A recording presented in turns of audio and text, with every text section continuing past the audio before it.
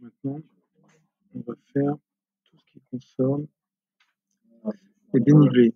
Donc là, je vais mettre que les valeurs si c'est positif. Je rappelle, la dénivelée, c'est la lecture arrière moins la lecture avant. C'est égal. Ça. Sauf que si c'est négatif, je ne veux pas que ça s'affiche, je veux que ça s'affiche là. Je veux dire, si ça supérieur ou égal à 0, supérieur ou égal, on tape supérieur à égal, point virgule, à ce moment-là, on met la valeur ici, sinon, on met rien. Voilà.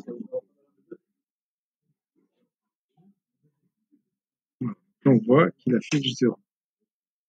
Sinon, il affiche rien quand c'est négatif, strictement négatif. Maintenant, ce que je veux, c'est que ça n'affiche rien s'il n'y a pas de valeur ici. Je vais dire, si je vais mettre un et je vais rajouter une deuxième condition, point virgule, si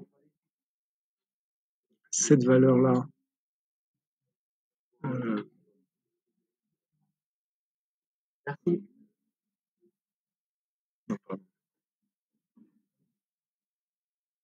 cette valeur-là égale comme ça. Et là, si c'est égal, je me suis trompé, c'est pas égal qu'il faut que je mette, c'est différent. Différent, programmation, c'est inférieur, supérieur.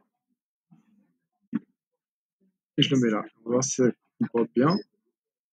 Voilà. Là, ça marche. Maintenant, ce que j'aimerais bien, c'est copier cette formule ici, si c'est négatif.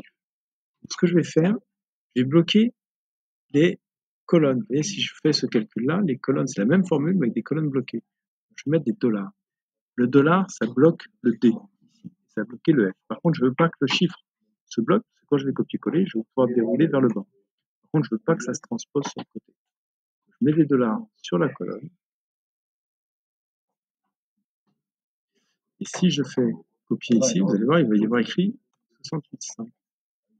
Tout ce que j'ai à faire, moi, c'est ici changer le signe, mettre inférieur, strictement inférieur. Si c'est inférieur, ça écrit la valeur. On va voir normalement ici, ça devrait inscrire la valeur. Si je veux, je peux la écrire sans le petit signe moins. Je peux mettre plus et moins ici. Comme ça, il m'écrit la valeur absolue.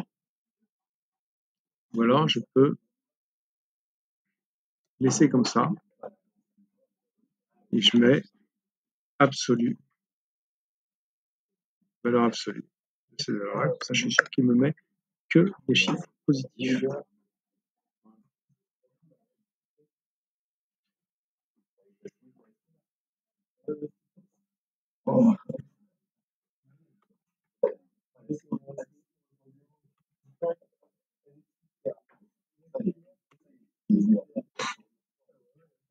Voilà. Donc là, j'ai tous mes données qui me sont positifs, négatifs.